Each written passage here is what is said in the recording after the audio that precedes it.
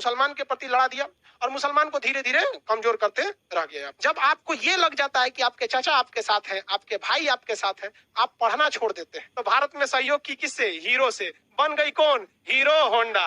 अभी हर चीज पाकिस्तान में किसकी मदद से बनते हैं? चाइना से। अब वहां बच्चे भी पैदा होंगे किसकी मदद से? अंग्रेजों ने मुसलमानों को साथ देने का नाटक किया कि हम तुम्हारे साथ हैं। इससे मुसलमान कमजोर पड़ते गए। जब आपको ये लग जाता है कि आपके चाचा आपके साथ हैं, आपके भाई आपके साथ हैं, आप पढ़ना छोड़ देते हैं, आप आगे बढ़ना छोड़ देते हैं। तो अंग्रेजों ने अगले 100 साल का प्लान लेके चला। उन्होंने मुसलमानों को बिना पीछे किए उन पर हाथ रख दिए कि हम तुम्हारे साथ हैं। ना ये स्कूल खोले अच्छा, ना टेक्नोलॉजी में गए, ना कुछ। अरे अंग्रेज हमारे साथ है। झगड़ा होता था तो अंग्रेज इनके, अरे तुमको क्या दिक्कत, हम संभाल लेंगे ना, तू झापड़ दिया यहाँ पर। तो हिंदुओं एक ही साथ दो निशाना, हिंदुओं के दिल में मुसलमान के प्रति लड़ा दिया और मुसलमान को धीरे धीरे कमजोर करते रह गए। आप इन लोग को समझ में नहीं आया, और अगर हम कहेंगे तो ये लोग कहेगा अमित सिंह है। हाँ, अब पता नहीं क्या बात। अंग्रेजों ने यही तो किया, वहां पे आगे बढ़ने ही नहीं दिया यहाँ पर। इसी वजह से जब देश आजाद हुआ तो जवाहरलाल नेहरू ने कहा कि कोई विदेशी कंपनी हमारे यहाँ साबुन तक बेचने नहीं आएगी अगले 40 साल तक, क्योंकि 40 साल तक हम लोग लात जूता खा के ढाट ढिमलाहट कैसे भी होगा चलना सीख जाएंगे। यही हुआ कि भारत में हर चीज के कारखाने लगने चालू हो गए।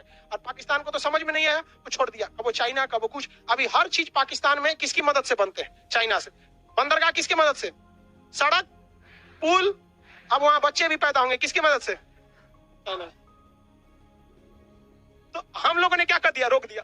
उसके 40 साल बाद हम लोगों ने अंग्रेजों को नाक से चना चबवा दिए। लोग कहे लोग कि तुम भारत में आओ, कारखाना खोलो, लेकिन तुमको यहाँ एक आदमी से पार्टनरशिप करना पड़ेगा, और जिससे तुम पार्टनरशिप करोगे उसका 51% रहेगा, तुम्हारी कंपनी रहेगी, लेकिन तुम्हारी हिस्सेदारी 49% रहेगा।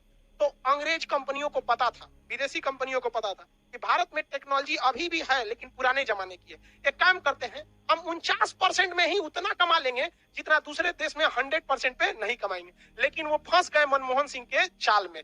ये 49% देकर 51% किसके हाथ में रह गया? हिंदुस्तानियों के हाथ में। इसलिए वो अकेले कोई डिसीजन नहीं ले सकते थे। डिसीजन लेने के लिए कम से कम 50% से ज्यादा सहमति जरूरी है, और उन्हीं के कंपनी में 51% शेयर किसका हो गया? भारतीयों का। और उनको पार्टनर ढूंढना पड़ गया भारत में। भारत में पार्टनर मिला तो टेक्नोलॉजी भी तो साथ साथ सीखेगा ना, बगले में बनाएंगे। ओहो, ऐसे ऐसे। तो इसमें आई कंपनी होंडा।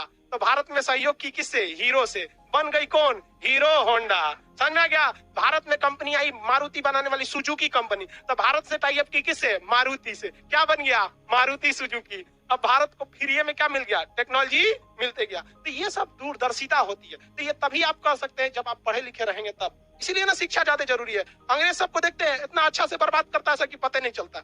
हम लोग में आज जो लड़ाई चल रही है ये किसकी देन है? अगर शांति से आजादी देके गए रहते सर तो हम लोग को क्या जरूरत थी अपनी रक्षा बजट में इतना खर्चा करने की? हमारे संसद पे भी हमला नहीं हुआ रहता, ताज होटल में भी नहीं हुआ रहता।